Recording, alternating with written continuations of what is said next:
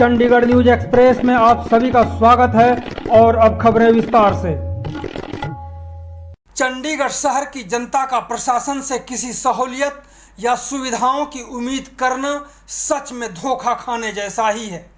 Corona काल से गुजर रहे शहर के लोगों को राहत देने की बात तो दूर, बल्कि उनके ऊपर से आफत देने के लिए बिलों पर बिल भेजे जा रहे हैं। अगले एक सप्ताह के अंदर ही शहर के लाखों लोगों को न सिर्फ पानी बल्कि बिजली बिलों, प्रॉपर्टी टैक्स के अलावा और भी बहुत कुछ भरने होंगे। इस शहर की आराम तलबी जनता इस कदर चुप्पी साध कर बैठी है जैसे उसे कोई कर धर कर थाली में परोस कर उसके सामने रख देंगे। इस पूरी रिपोर्ट को आप जरूर देखें और समझने की कोशिश करें।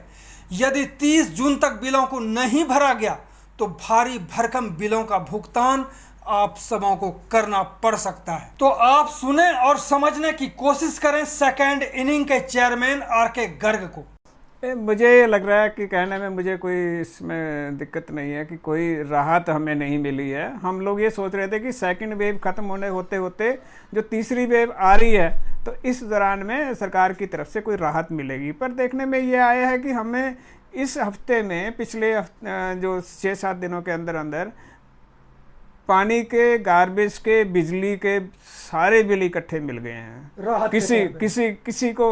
किसी बिल में हमें 2 दिन के बाद पेमेंट करनी है, किसी बिल में हमें 6 दिन के बाद पेमेंट करनी है, कोई की 30 तारीख डेट है और उसके बाद अगर समय में पेमेंट नहीं करेंगे किसी का 4% लेट फीस देनी पड़ेगी, किसी की 10% फीस देनी पड़ेगी। और बहुत सारे लोगों ने तो गार्बेज की जो पेमेंट है वो ऑलरेडी कर चुके हैं और उनको फिर भी बिल आ गया है। अब वो बिल को पेमेंट नहीं करेंगे तो उनको 10% फिर लेट से चार्ज लग जाएगा, 20% भी भरना पड़ेगा। और 20% जो है ना वो अगर प्रॉपर्टी टैक्स अगर 30 तारीख तक पे नहीं किया तो 20% उनकी रिबेट खत्म हो जाएगी। हमें नहीं समझ में आ रहा है कि ये किस तरह की राहत हमें मिली है। हमें तो ये जो है ना, जो हम तो राहत की अपेक्षा कर रहे थे, ये तो उल्टा जो है ना हमें ज़्यादा बर्डन, ज़्यादा बोझ लोगों के ऊपर पड़ गया है। गर्ग साहब, थोड़ा आप शहर की जनता को बताइए कि किस पर कितना कितना आपको ब्याज भरना पड़ सकता है, जो घर पे बैठे आराम कर रहे हैं और सोचते हैं कि बैठे बैठे सब कुछ मिल जाएगा, राहत भी मिल जाएगी।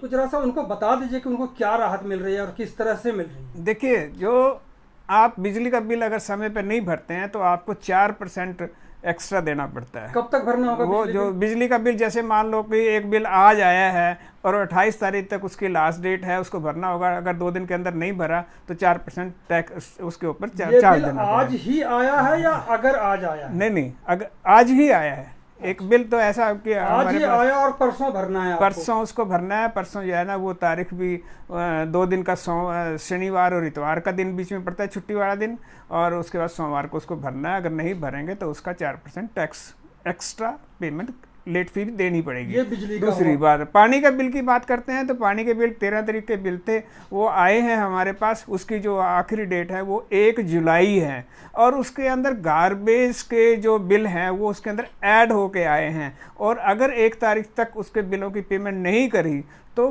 पानी के बिल पे और गार्बेज के बिल पे, दोनों पे 10% हमें एक्स्ट्रा पेमेंट करनी पड़ेगी, जिसका कोई चारा, कोई इलाज नहीं है। अब तीसरी बात आती है प्रॉपर्टी टैक्स की। प्रॉपर्टी टैक्स जो है 30 जून लास्ट डेट है, वो भी कैश में अगर भरते हैं, लेकिन कैश का नहीं भरना तो उनको 2 दिन पहले 28 तारीख तक या 29 तारीख तक पेमेंट करनी पड़ेगी। अगर वो पेमेंट नहीं कर पाए तो उनको 20% जो रिबेट है वो ख़त्म हो जाएगी और उनको इंटरेस्ट और पेनल्टी अलग से पेमेंट करनी पड़ेगी। ये हमें राहत मिल रही है, ये लोगों को, बैठे बैठाए लोगों को ये पेमेंट करनी पड़ेगी। गर्ग साहब, मैं आपसे एक और चीज़ जानना चाहूँगा कि जिस तरह से 4% बिजली पर है तो 10% पानी पर क्यों ब्याज है? यही तो चीज़ है ना। इन लोगों ने, ऑफिसर्स ने हमारे आर्बिट्री डिसीजन लिए हुए हैं, जबकि पानी और बिजली की एक तरह की ही सर्विस है, लेकिन एमसी 10%, और वो भी 10% किस लिए ले रहा है, किस बात के ले रहा है और कितने दिन तक वो वैलिड रहेगा वो। उसके बाद गार्बेज है जो कि पानी के बिल के अंदर इन्होंने क्लब करके भेज दिया, उसके ऊपर भी 10% देना पड़ेगा, जो कि कोई नियम ही नहीं है। तो ये कहाँ की ये इनकी राहत है, कैसी राहत है, हमें ये समझ में नहीं आ रहा। तो ऐसा नहीं लगता कि शहर की जनता बिल्कुल जो है चुप बैठी है, इनको लगता ही नहीं कि हमें, हमारे साथ क्या हो रहा है, और जो ऑफिसर हैं वो डेपुटेशन पर आए हैं, आपका भला हो बुरा हो उससे उसका कोई वास्ता नहीं, उसने तो ठोक दिया आपको बिल भी और उसके साथ साथ ब्याज भी। जनता को क्या करना चाहिए जो हक के लिए बाहर नहीं निकलते, लड़ते भी नहीं? देखिए जनता को जब इस तरह की अन्यायपूर्ण बात हो रही है, जिस तरह के सरचार्ज लगाए जा रहे हैं, और जो अभी देखिए पानी के जो रेट का जो मामला है वो 1 साल से पेंडिंग पड़ा है। प्रशासन को चाहिए था कि वो जल्दी से जल्दी इसको ठीक करे, सीवरेज चार्जेस को 30% से 5% करे। जब सारा कुछ पास हुआ पड़ा, वो सारा पेंडिंग पड़ा है और लोगों को इन्फ्लेटेड बिल वो पेमेंट करने के लिए कहा जा रहा है, जबकि मार्च के समय तक पिछली वाली जो रोक है वो रोक दी गई थी, लेकिन अभी भी जो बिल तो आ ही रहे हैं बढ़े हुए। तब लोगों को क्या फ़ायदा हुआ? आम जनता जिसका सेकंड वेव में पूरी इनकम चली गई है, रोजगार चला गया है, वो लोग किस तरह से पेमेंट करेंगे?